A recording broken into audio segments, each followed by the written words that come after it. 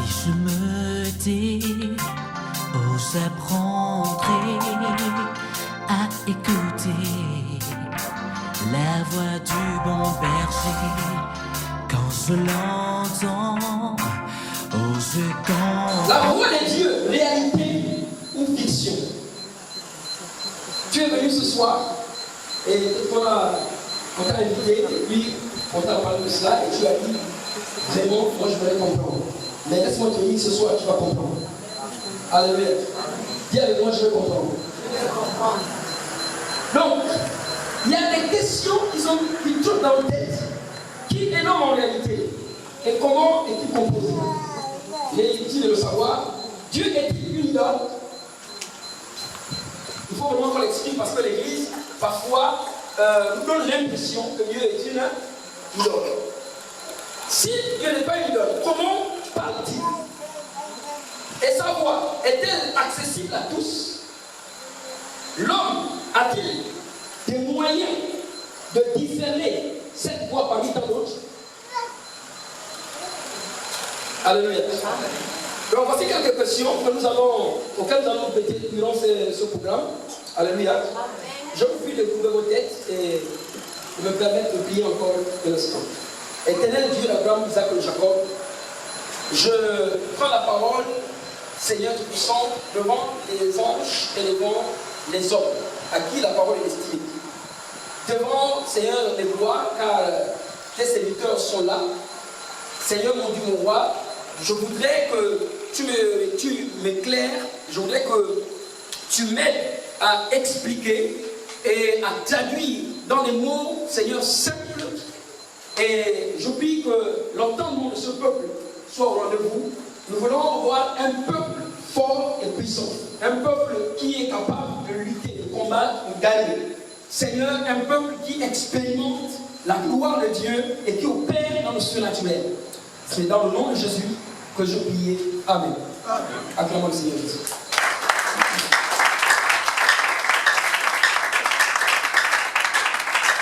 Alléluia. Alors, je voudrais vous inviter ensemble à prendre vos Bibles. Aujourd'hui, j'ai choisi comme sujet, pour commencer, connaître et comprendre l'homme. Connaître et comprendre l'homme. Vous me direz, mais le thème que nous avons vu sur la fiche, c'était la voix de Dieu, réalité ou fiction. Alléluia.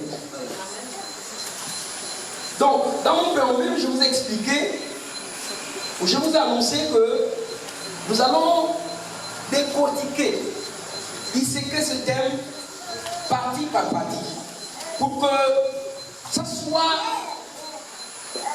je veux dire, audible, pour que ça soit lisible, que ça soit clair, une bonne fois pour toutes. Amen, amen, amen. Si je commence à pécher en disant Dieu parle, Dieu parle, Dieu parle, Dieu parle, Dieu parle, il y a des gens qui sont ici, peut-être qu'ils n'ont même pas encore donné leur vie à Jésus, ils sont d'accord. Il y a des gens qui sont ici, ça ne fait pas longtemps qu'ils sont le Seigneur, ben ils ne vont pas comprendre ce qu'on a en train de dire. Voilà pourquoi je vais donc aller dans les origines. Et je vais descendre durant ces 4 jours et vous allez comprendre par anticipation que la voix de Dieu est accessible. Alléluia.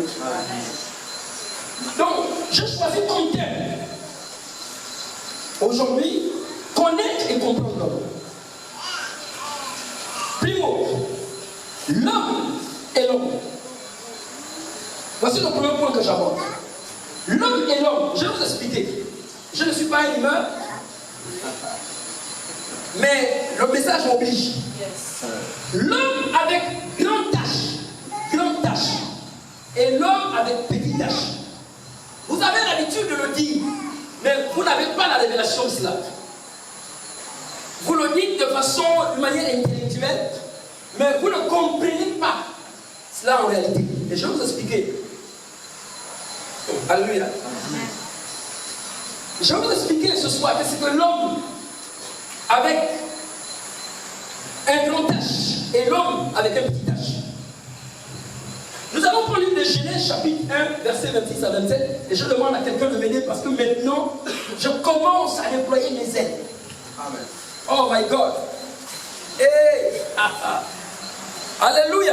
Amen. Je dis, je commence à déployer mes ailes. Pour voler. Allons-y.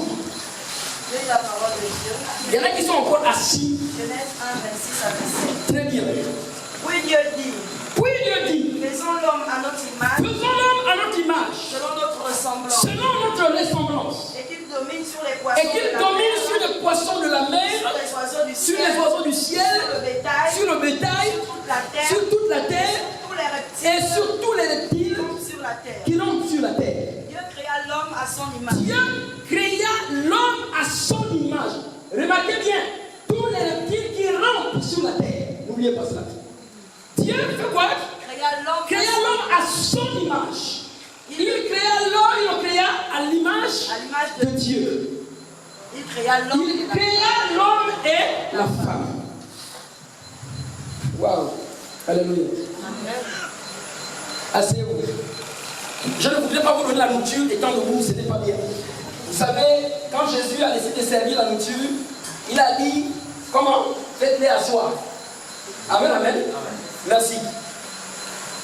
Et ce soir, vous allez manger la nourriture des aigles. Si tu n'es pas un aigle, tu ne pourras pas comprendre. Parce que je déploie mes ailes. Et je me garde dans le ciel maintenant. Je prends mon envol. My God. Alléluia. Amen. Et je vais vous ramener quelque chose de fait. Je vais vous dire ceci. Remarquez bien, dans ce verset, il est question de créer l'homme. Nous sommes d'accord? Et je voudrais qu'on lise rapidement le livre de Genèse, encore chapitre 2, versets 4 à 8. Restez assis maintenant. Je vais aller avec. Je vais emprunter les ailes de ma fille. Alléluia. Allons-y, conduis-moi, s'il te plaît. Voici les origines des cieux. Voici, écoutez-moi. Nous étions dans Genèse chapitre 1. On nous dit que Dieu a créé l'homme, ainsi de suite, etc. Et les animaux, nous sommes d'accord? Mais là, nous sommes au chapitre 2. On ne veut plus être en train de parler des origines, nous sommes d'accord? Parce que les origines ont commencé déjà dans Genèse chapitre 1. La terre était informe et vide, vous connaissez le ciel, la lune et toutes les étoiles. Et Dieu a créé les animaux le premier jour, le deuxième jour, nous sommes d'accord? Maintenant, Dieu dit encore au deuxième chapitre pour dire voici les origines. Allons-y. Voici les origines des cieux. Voici les origines des cieux de la terre, Seigneur. Quand il fut créé, j'ai déjà vu ça au début. Nous sommes d'accord? Lorsque l'Éternel Dieu fit une terre et des cieux, lorsque l'Éternel fit une terre et des cieux, aucun arbuste des champs n'était encore sur terre.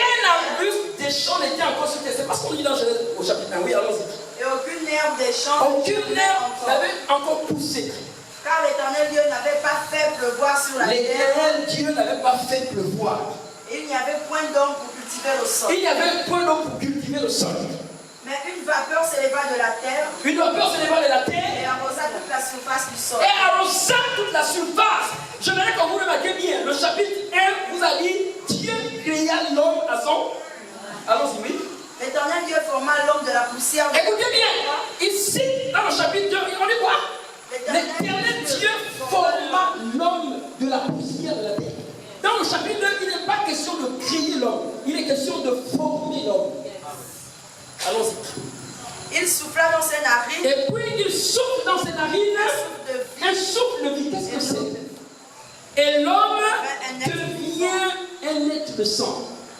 J'arrive. Allons-y. Puis l'Éternel Dieu planta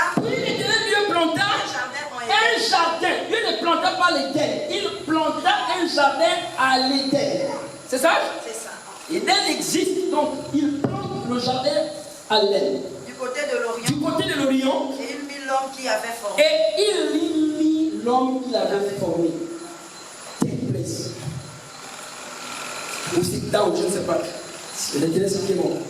Alléluia. Amen. Maintenant, ce que je vous dis n'engage que moi. Nous sommes d'accord? Parce que dans les Écritures, interprétés parfois dans certaines églises. Les passages sont interprétés d'une manière ou d'une autre.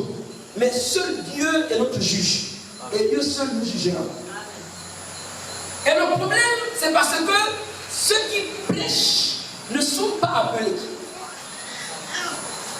Beaucoup sont allés se faire former dans les écoles bibliques. Mais laissez-moi vous dire, l'école biblique, pour ma part, je ne pense pas qu'elle a le monopole, nous sommes d'accord, de la parole de Dieu. Je ne pense pas que l'école biblique détient les révélations de Dieu. Je ne pense pas. Je crois que c'est le Saint-Esprit qui détient les secrets de Dieu. Par anticipation. La Bible dit, lequel des hommes connaît les secrets de l'homme si ce n'est l'Esprit de l'homme qui est en lui. La Bible dit, de même, l'Esprit de Dieu connaît les choses de Dieu. Donc, je ne crois pas que c'est l'école biblique qui détient les secrets de Dieu. C'est le Saint-Esprit qui détient les secrets de Dieu. Ce que l'école biblique enseigne, c'est le peu qu'il sait, mais il y a des choses cachées. Les choses cachées sont révélées. Et c'est l'Esprit de Dieu qui les révèle. Amen. Alléluia. Amen. Je dis, vous prêchez aujourd'hui parce que vous êtes allé à l'école. Mais les apôtres ont fait comment? Les prophètes qui ont commencé, ils ont fait comment? C'est pas par l'Esprit de Dieu? Alléluia. Je ne suis pas en train de dire que je suis contre les écoles, mais je suis en train de dire que l'école ne me dise pas qu'elle détient le monopole de la vérité ou des révélations de Dieu. Ce que je veux vous dire ce soir engage pour moi. Et je le sais à mon église. Alléluia.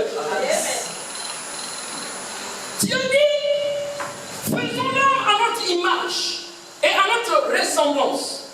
Permettez-moi de vous dire, je ne crois pas que l'homme que Dieu ordonne pour moi soit comme nous, quand je vous vois. D'abord, ou d'ailleurs, autant que nous sommes ce soir, nous ne nous ressemblons pas. Je veux dire que quand je vois le visage de ma femme et je me regarde, on ne se ressemble pas. Moi, je ressemble à ma mère, pardon. Un peu. Ils sont d'accord? Parce qu'on nous a appris à l'école que l'enfant est le résultat ou épouse les caractères de deux parents et devient un être unique. Donc, il ne ressemble pas totalement à la mère, il ne ressemble pas totalement au père. Donc, quand je vous regarde, je vois plusieurs visages qui ne se ressemblent pas. Nous sommes d'accord? Maintenant, lequel de vous ressemble à Dieu? Expliquez-moi un peu, je ne comprends pas. Il y a donc quelque chose que nous ne comprenons pas. Parce que quand je vous regarde, je ne sais pas qui ressemble à Dieu. Parce que même moi, tu ne me ressembles pas. Mais la Bible dit, Dieu a dit, créons l'homme à notre image et à notre ressemblance. Or, Dieu n'est pas un menteur. Donc, il est en train de dire quelque chose. Si nous ne la comprenons pas, alors nous serons donc en train d'aller à gauche. Et moi, je ne veux pas aller à gauche. Je veux être à droite. Yes. Alléluia. Oh mon Dieu. Alléluia. Est-ce que je peux parler ce soir? Vous voulez savoir si la voix de Dieu est une réalité ou une fiction? Commencez déjà à comprendre ce que je suis en train de vous mettre. Donc, avant que Dieu ne forme, vous avez compris dans le verset, le premier chapitre, il a dit Dieu créa. Nous sommes d'accord? Le deuxième chapitre, on représente les origines de l'homme et on dit Dieu forma. Selon moi, Dieu a commencé à créer d'abord l'esprit de l'homme. Écoutez, les anges dont vous parlez sont des esprits. Et les anges ne sont pas à la ressemblance de Dieu. Je veux dire, Dieu n'a pas des ailes pour voler. Dieu ne se sert pas des ailes. Sinon, on verrait en Dieu une incapacité. Donc Dieu ne se sert pas des ailes pour voler. Mais aux anges, Dieu a donné des ailes. Il se sert des ailes parce que il y a ce problème-là.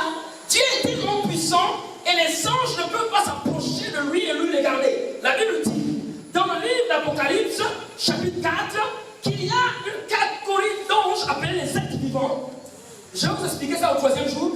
Ils ont 6 ailes, 2 dont ils se couvrent les pieds, 2 dont ils se couvrent le visage parce qu'ils ne peuvent pas regarder Dieu, et 2 dont ils se servent de voler. Eux, ils ont besoin de ça à cause de parce qu'il n'a peur de personne, parce qu'il peut regarder tout. Alléluia. Est-ce que je peux parler? Merci. Donc, Dieu a d'abord créé un esprit. Vous êtes d'accord avec moi que les anges, qui sont des esprits, et d'une qualité incroyable, ils sont des êtres, des esprits ayant des ailes. Est-ce que vous pouvez le voir? Mais la Bible dit, que vous le croyez ou non, ma Bible dit qu'il y a des anges qui ont des ailes. Wow. Alléluia. Mais ces anges sont des esprits. Et ces esprits, tels qu'ils ont été créés par Dieu. Maintenant, quand Dieu prend la décision, après avoir créé les anges, de passer à une autre création, parce que Dieu n'est pas encore l'idée, je vous dis ceci. Après la création de l'homme, après que la question du péché sera réglée, Dieu va passer à autre chose.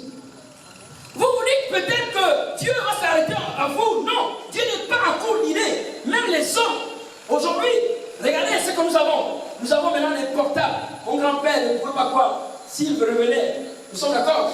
Il dirait, mais enfin, on vit dans quel monde? Mais grand-père, on vit dans le monde où maintenant on peut appeler quelqu'un aux États-Unis avec une petite bière dans la main.